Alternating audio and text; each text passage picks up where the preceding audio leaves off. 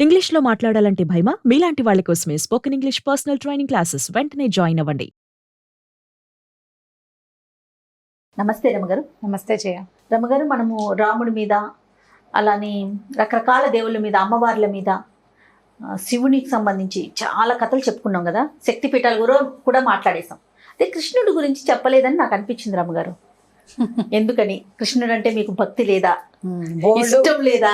బోల్డ్ ఇష్టం. అందుకని ఈరోజు మీరు మాకు కృష్ణుడి గురించి ఏదన్నా మంచి కథ అంటే కృష్ణుడి కథ అంటే మహాభారతమో భాగవతమో చెప్పాలి. పెద్దగా అలా సందర్భం రాలేదు. 1-2 సార్లు ఏవో ఒక చిన్న చిన్న కథల్లో కృష్ణుడి పాత్ర ఉండేలాగా చేసాం. కృష్ణుడి కథలు చెప్పడానికి బోల్డ్ అన్ని కథలు ఉన్నాయి. భక్తుల కథలు, కృష్ణ భక్తులు కలిగిన వాళ్ళ కథలు అలాంటివి చెప్పుకుంటే బాగుంటాయి. కృష్ణుడు భక్తి లేదంటే, కృష్ణుడు అంటే పంచప్రాణాలు కృష్ణుడి మీదే ఉంటాయి నాకు. అవునా? నేను కృష్ణ అనే అనుకుంటా. కూర్చోవాలంటే కృష్ణ, నుంచోవాలంటే కృష్ణ, ఆఖరికి ఒక బొద్దింగని చంపినా కృష్ణ అని చెప్తాను. నా తప్పలేదు, నువ్వు చేయిస్తున్నావు నా అంతే అంతే అంతే. మా ఇంట్లో ఇంత పెద్ద కృష్ణుడి విగ్రహం ఉండేది చిన్నప్పుడు. బొమ్మల కొలు, మేము సంక్రాంతి బొమ్మలు పెట్టుకుంటాం కదా, బాగా పెద్దవాడు మావాడు, ఒక 3 అడుగులు కృష్ణుడు, బ్లూ కలరు చబ్బీగా ఉండి బలంగా ఉన్న కృష్ణుడి విగ్రహం ఉండేదన్నమాట. మధ్యలో నా చిన్నప్పుడట, నేను బాగా చిన్న పిల్లగా ఉన్నప్పుడు ఒకసారి విరిగింది, పగిలిందో ఏమైందో. మా అక్కయ్య, మా పెద్దక్కయ్య గారు అబ్బాయి ఇద్దరు కలిసి ఈ శిల్పులు ఎవరో వస్తే వాళ్ళతోటి అన్నము ఇటుకరాయి పొడి వేసి బాగా నూరి నున్నగా గమలా చేసి దాన్ని వాళ్ళు అంతా బాగు చేసి మళ్ళీ రంగేశారట. 5వ అక్కయ్య అంటే నాకంటే 10-11 ఏళ్ళు పెద్దెత్తాను. నేను బాగా చిన్నపిల్లనో పుట్టేనో లేదో పుట్టుంటాను, బాగా చిట్టి పిల్లగా ఉన్నప్పుడు. మళ్ళీ నేను చాలా సంవత్సరాలు, నాకు 10 ఏళ్ళు వచ్చి మా పెళ్ళి అయిన తర్వాత కూడా ఆ విగ్రహం మా ఇంట్లోనే ఉంది. బాగా నాకు ఏ 10 ఏళ్ళ వయసులోనూ పగిలిపోయింది. ఒక పిల్లవాడు మా ఇంట్లో ఉన్నవాడే ఒకడు పొరపాటున దాన్ని తోసేసాడు అనమాట. ఎంత ఏడుపు వచ్చిందో నాకు. మా వాళ్ళు ఆశ్చర్యపోయారు. నేను తొందరగా ఏడ్చే స్వభావం లేదు నాకు. అంత పంచప్రాణాలు ఆ కృష్ణుడి మీదే. ఏ విగ్రహం చూసినా మా కృష్ణుడిలా ఉన్నాడా లేదా అనేదే చూస్తాను. మా వాడు ఎంతో అందంగా ఉండేవాడు, మావాడే బాగున్నాడు వీడికంటే, అలా అనిపిస్తుంది. అంత కృష్ణ ప్రీతి. ఓకే. అయితే కృష్ణుడి సంగతి చెప్తాం. ఒక ఊళ్ళో అన్నట, ఇదివరకటి రోజుల్లో గ్రామాలు ఎలా ఉండేవి, ఏదో చిన్న ఒక 25-30 ఇళ్ళు, చిట్టడవులు మధ్యలో, తర్వాత ఇంకో 25-30 ఇళ్ళు, అట్లా గుంపులు గుంపులుగా ఉండేవాళ్ళు జనం. చిన్న చిన్న పల్లెటూళ్ళు, 2 ఊళ్ళకి మధ్యలో కొంత అడవి, కొంత చెట్లు, కొంత చేమలు, అలా ఉండేవి ఇదివరకటి రోజుల్లో. అయితే ఒక గొల్ల పిల్లవాడు ఉండేవాడు, ఒక గొల్లల కుటుంబం ఉండేది, యాదవులు. చిన్న పిల్లాడు ఉండేవాడు. అయితే వాళ్ళ అమ్మ నాన్న ఏవో పని చేసుకునేవాళ్ళు. పిల్లాడిని చదివించాలని వాళ్ళు అనుకున్నారు. చదివించుకోవాలి పిల్లాడిని, మామూలు గొడ్లు కాసుకోవటం లాంటిది కాకుండా కొంత చదివించాలని కోరుకుండేది. ఉంటే ఏం చేశారు వాళ్ళు, పక్క ఊళ్ళో ఉన్న పాఠశాలకి పంపించాలనుకున్నారు పిల్లాడిని. పక్క ఊళ్ళో పాఠశాలకి రోజు నాన్న తీసుకెళ్ళి దింపేవాడు. కొన్నాళ్ళ తర్వాత నాన్నకి ఏదో ఒంట్లో బాగుండకపోతే ఏం చేశారు, పిల్లాడిని, అయ్యా నువ్వు తెలుసు కదరా దారి వెళ్ళమంటే, అడవి దారి అది, ఈ ఊరికి ఆ ఊరికి మధ్యలో చిట్టడి ఉంది, నడిచి వెళ్ళటానికి భయం, ఒక్కడే వెళ్ళడానికి భయపడుతున్నాడని వాళ్ళ అమ్మ ఏం చెప్పిందంటే, నీకు ఒక అన్నయ్య ఉన్నాడురా, గోపాలకృష్ణుడు వాడి పేరు. ఇది వరకు నీ చిన్నప్పుడు ఉండేవాడు, ఇప్పుడు పెద్దవాడు అయిపోయి ఎక్కడికో వెళ్ళాడు, ఏదో పని చేసుకుంటున్నాడు, కానీ వాడు అడవిలో ఉంటాడు. నువ్వు నడిచేళ్ళు, భయం వేసింది అనుకో, గోపాలకృష్ణ గోపాలకృష్ణ అని పిలిస్తే అన్నయ్య వచ్చేస్తాడు అని చెప్పింది. వచ్చి నీకు తోడుంటాడు రా, అడవి దాటిచ్చేస్తాడు, వాడు పని చేసుకుంటాడు, నువ్వు బడిలోకి వెళ్ళిపోదువు. కానీ మళ్ళీ సాయంకాలం వస్తావా, మళ్ళీ గోపాలకృష్ణ అని పిలిచేవనుకో, గోపాలకృష్ణుడు వచ్చేస్తాడు. అంతే అనేసరికల్లా, అమ్మ నేను ఎప్పుడు చూడలేదే అన్నయ్యని, ఎవరే ఎలా ఉంటాడే అమ్మ అని అడిగాడు. నీకంటే ఎత్తుంటాడురా, నువ్వు ఎంతున్నావు, నీకంటే ఎత్తుంటాడు, పంచ కట్టుకుని చొక్కా వేసుకోడు, చిన్న తువ్వాలు నేను ఎత్తి కట్టుకుంటాడు, నెమలి పెంచం పెట్టుకుంటాడు రా, చేతిలో ఇంత మురళి ఉంటుంది, వాడు దాంతో ఆవులు కాస్తాడు అడవిలో అని చెప్పింది. పిల్లాడి ఊహకి తెలిసిందనమాట, తనకంటే పొడుగ్గా ఉండి కొంచెం నల్లగా ఉన్న, తలపాగా పెట్టుకుని నెమలి పెంచం ధరించి ఒక వేణువు చేతితో పుచ్చుకున్న ఒక అన్నయ్య ఉన్నాడు నాకు, వాడు నాకు తోడొస్తాడు. అన్నయ్యని వాడు వీడు అంటాం లోక సహజమైంది కదా, అందుకని మీ అన్నయ్య ఉన్నాడు, వాడిని నువ్వు పిలిస్తే వస్తాడని చెప్పింది వాళ్ళమ్మ. సరే ఏం చేశాడు, పిల్లాడు వెళ్తానన్నాడు బళ్ళోకి. ఏవో 4-5 వారాంతపు సెలవులు వస్తాయి, శనాదివారాలు వచ్చిన తర్వాత సోమవారం నాడు నాన్న ఒక బాండ్లో పడుకున్నాడు, పిల్లాడు బళ్ళోకి బయలుదేరాడు. బాగా సగం దూరం నడిచాక భయం వేసింది, కొంతవరకు వెళ్ళిపోయాడు ధైర్యంగా. అప్పుడు పిలిచాడు, గోపాలకృష్ణ గోపాలకృష్ణ గోపాలకృష్ణ అంటే ఓ అని వినపడింది. వినపడింది. సరే ఒక అబ్బాయి ఇచ్చాడు. ఆ వచ్చినవాడు వీడికంటే 2-3 గుప్పెళ్ళు ఎత్తున్నాడు, చిన్న తలపాగా కట్టుకున్నాడు, పంచ కట్టుకున్నాడు. గొడ్లు కాస్తున్నందుకు గుర్తుగా వాడికి ఒక చేతిలో ఓ కర్ర, రెండో చేతిలో పిల్లను గ్రోవి ఉన్నాయి. వాడు తీసుకెళ్ళాడు. ఈ పిల్లాడిని తీసుకెళ్ళి ఈ అడవి దాటిచ్చేసాడు. పిల్లాడు బడిలోకి వెళ్ళిపోయాడు, గోపాలకృష్ణుడు అడవిలోకి వెళ్ళిపోయాడు.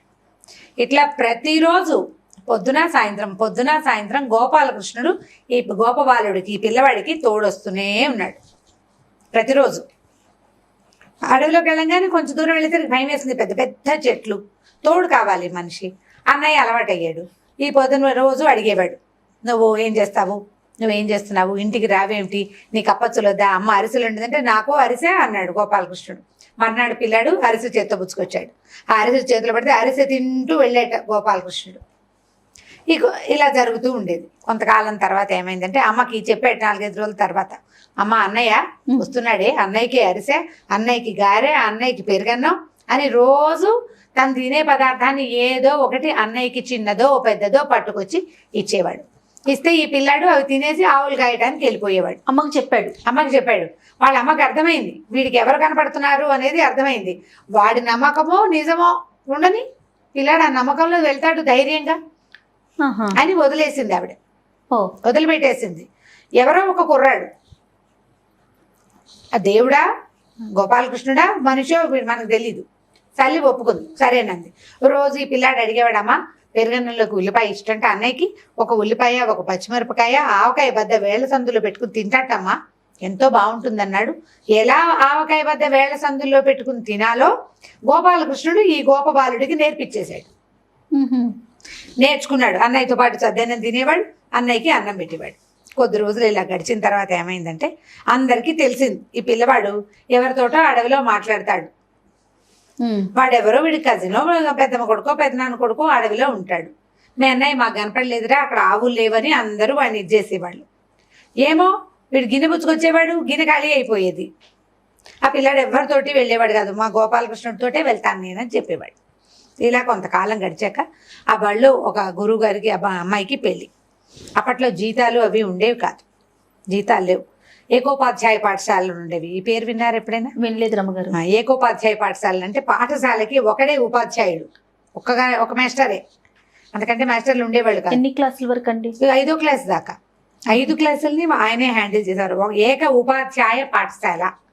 ఏకోపాధ్యాయ పాఠశాల అంటే వాళ్ళే నడుపుతారు. గవర్నమెంట్ ఏదో జీతం ఇచ్చేది అనుకుంటా, ఎంత చాలా తక్కువ శాలరీస్ ఉండేవి, బతకలేక బడిపంతులు అనేవాళ్ళు మా ఒకప్పుడు.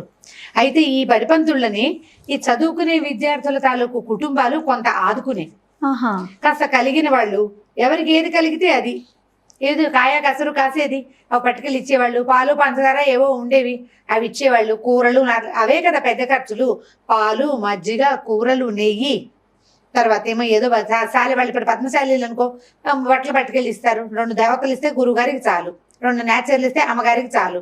మనకలాగా ఇన్ని పిచ్చేసి ఇన్నేసి బట్టలు, ఇంత బీరువాలు, ఆ గోళలు ఆనాడు లేవు కదా, సింపుల్ లివింగ్.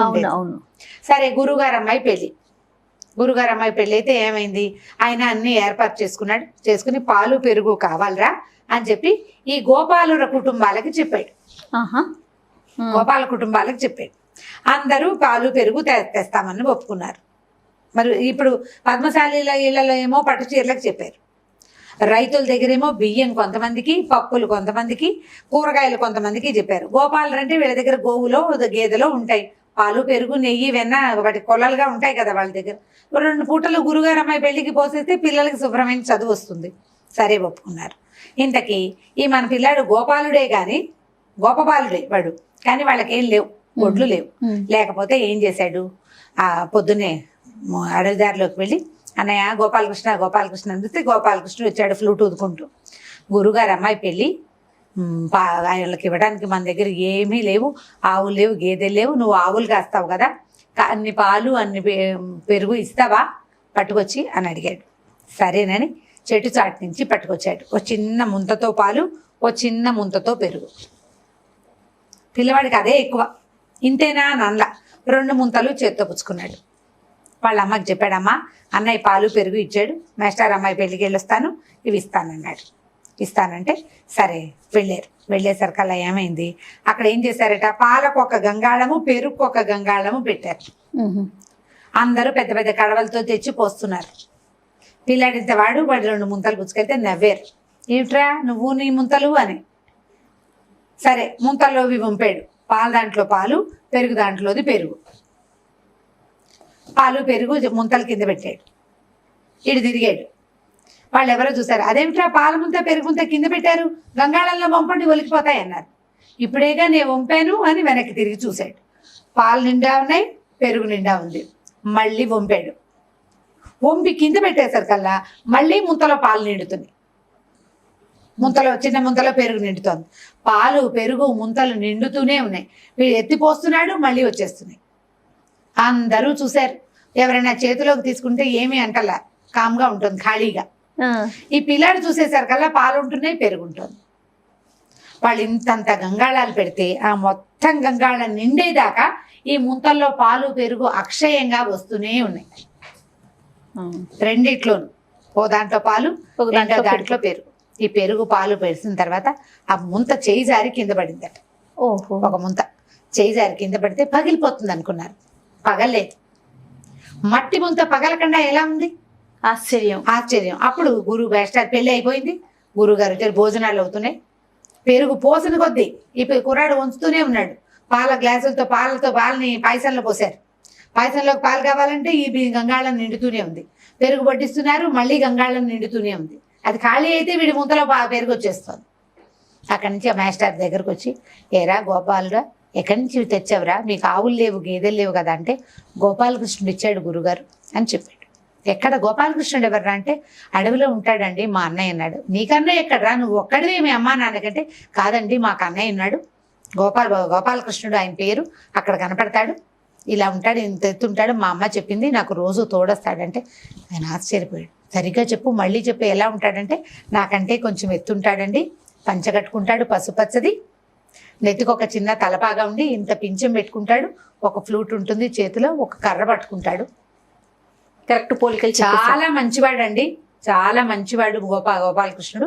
ఎందుకంటే నాకు అన్నం తింటాను నేర్పించాడు, ఆవకాయ బద్ద చేతి ఇలా సందులో పెట్టుకుని ఎలా మజ్జిగ అన్నం తినాలో నేర్పించాడు అని చెప్పేసరికల్లా గురువుగారు స్తంభించిపోయాడు. పోతన్ గారు భాగవతంలో చెప్తారు, సద్దన్నం ఎలా తిన్నాడు కృష్ణుడు. దానికి 2 ప్రత్యేకమైన పద్యాలు ఉన్నాయి. వేళ్ల సందున ఆవకాయ బద్ద పచ్చడి బద్ద ఇరికించుకుని రుచి చూస్తూ చేతిలో పెట్టిన అన్నాన్ని తింటూ ఆ లోపల దాన్ని రుచి చూసే పద్యాలు ఉన్నాయన్నమాట. ఆయన ఆ పద్యం గుర్తు చేసుకుని, తెలుగు మాస్టర్ ఆయన తెలుగు పద్యం గుర్తు చేసుకుని, భగవంతుడే ఈ వాడికి తోడుగా కనపడుతున్నాడు, వీడు సామాన్యమైన పిల్లవాడు కాదు, పిల్లాడు సామాన్యుడే, వాడి తాలూకు విశ్వాసం ఉందే అది అచంచలమైన విశ్వాసం. వాళ్ళ అమ్మ చెప్పింది వస్తాడు ఫలానా వాడని. అప్పుడు ఆయన ఏం చేశాడంటే లోపలికి వెళ్ళి వాళ్ళ ఇంట్లో ఒక కృష్ణ ప్రతిమ ఉంది, అది పట్టుకొచ్చి, ఏరా ఇలా ఉంటాడా అంటే, అచ్చు ఇలాగే ఉంటాడండి, కాకపోతే ఇంత ఉంది మీ బొమ్మ, మా బొమ్మ ఇంత ఉంటాడని చెప్పాడు. చెప్పేసరికల్లా కృష్ణుడిని చూశాడు వీడు అని చాలా మెచ్చుకుని, ఇంత భక్తి తత్పరతని వీడిలో పెంపొందించిన తల్లి కడుపేదలు వాళ్ళు, ఆవు గేదె కూడా లేదు, లేకపోయినా ఇప్పుడు డబ్బు ఉండటం ఉండకపోవడం కాదు కదా, విశ్వాసం చాలా ఇంపార్టెంట్. అట్లా భగవంతుడు ఎవరు విశ్వసిస్తే వాళ్ళకి కావలసిన రూపంలో కనపడతాడని చెప్పే కథల్లో భాగంగా ఈ కథ చెప్తారు. ఒక ఆవిడ యూట్యూబ్ చూసే ఒక వ్యూవర్ నాతో మాట్లాడుతుంటారు అప్పుడప్పుడు, మన వీడియోస్ చూసేవాడండి. ఆవిడ మా నాన్నగారు చెప్పేవారు, గోపాలకృష్ణుడు గొల్లబాలుడు కథ మీకు తెలుసా ఈ కథ అని. ఆ కథ నేనన్నా నాకు తెలియదండి, మీరు రికార్డ్ చేసి పెట్టండి అన్న. ఈ పేరు నాకు గుర్తులేదన్నమాట, నాకు తెలిసి ఈ కథ రమణ గారు కూడా రాసినట్టున్నారు ఇలాంటిది ఒక కథని. ముళ్ళపూడి వెంకటరమణ గారు కూడా రాశారని అలా జ్ఞాపకం ఉంది. ఈ కథ చాలా పాత కథ, నాకు చిన్నప్పుడే నాకు తెలుసు. 2-3 వెర్షన్స్ ఉన్నాయి ఇందులో. అయితే ఆవిడ రాయడానికి ట్రై చేశారు, మీరు రాయద్దంటే ఆడియో రికార్డ్ చేసి పెట్టండి అని చెప్పారు. మరి పేరు కప్పుకొని నాకు గుర్తు రావటల్లా ఎవరి పేరు, ఆవిడ రికార్డ్ చేసి పెట్టారు. ఇంకా 2-3 కథలు ఉన్నాయి, నా కథలు ఈ కథలు మీరు చెప్పండి, మా నాన్నగారు చెప్పేవారు నాకు గుర్తుందని. ఆవిడ చెప్పింది నేను చెప్పిన దానికి కొంచెం చిన్న వెర్షన్ లో తేడా ఉంది, నేను నా వెర్షన్ చెప్తున్నా, ఆవిడ వెర్షన్ చెప్పటం లేదు. కానీ ఆవిడే నాకు ఈ కథను గుర్తు చేశారు. Super super. అంటే భగవంతుడిని విశ్వసించటం అనేది ఏ ఏజ్ నుంచి మొదలవుతుంది, ఎంత నమ్మించాలి దానికి మనం. తల్లి సింపుల్ 2 వాక్యాలతోటి భగవంతుడి మీద విశ్వాసాన్ని కలిగించేసింది. చూడండి, తన తోటి పిల్లవాడిగానే భగవంతుడిని భావించగలిగేంత నమ్మకం పిల్లాడిలో కలిగించారు. పాత కథ కదా, ఆసక్తికరంగా ఉంది, చాలా అద్భుతంగా ఉంది. మంచి కథ, పిల్లలకి తెలియజేయచ్చు, చక్కగా వినడానికి. గతంలో కూడా ఒక వీడియోలో మనం చెప్పుకున్నాం, ఒక అమ్మవారిని పులిహోర తినమని చెప్పి ఒక బాలుడు అదే. వాళ్ళ అమ్మ చెప్పిందని. అదే సేమ్ ఇది కూడా అదే కదా. ఇది కూడా అలాంటి కథే. ఇది కూడా తల్లులు చెప్పడం వల్ల వచ్చినవే అంతే. నాకు బాగా నచ్చింది, ఆవిడ గుర్తు చేశారు. ఇప్పుడు మనం యూట్యూబ్ బుక్ ఆవిడకి థ్యాంక్స్ కూడా చెప్పాలి. తప్పకుండా. ఇంకేవో 2-3 కథలు చెప్పారు, ఇంకా వాటి మీద అంటే ఆవిడ ఆడియో పెట్టలేదు. ఇవి పెట్టి కూడా 2-3 నెలలు అయింది అనుకుంటా. సరే ఇవాళ సందర్భం కుదిరింది, ఈ కథ చెప్పేసాం. సో మా మామ్స్ తరపున మా రమ్మగారు ఆవిడ పేరైతే మర్చిపోయారు, ఆవిడకి మేము స్పెషల్ థ్యాంక్స్ చెప్తున్నామండి. Thank you so much. Right Ram గారు, ఇంకొక వీడియోలో మరి మళ్ళీ కలుద్దామండి. తప్పకుండా చేయండి. నమస్తే. నమస్తే. ఈ వీడియో కనుక మీకు నచ్చినట్లయితే లైక్ చేయండి, షేర్ చేయండి. మరిన్ని వీడియోస్ కోసం మా ఛానల్ని సబ్స్క్రైబ్ చేసుకోండి.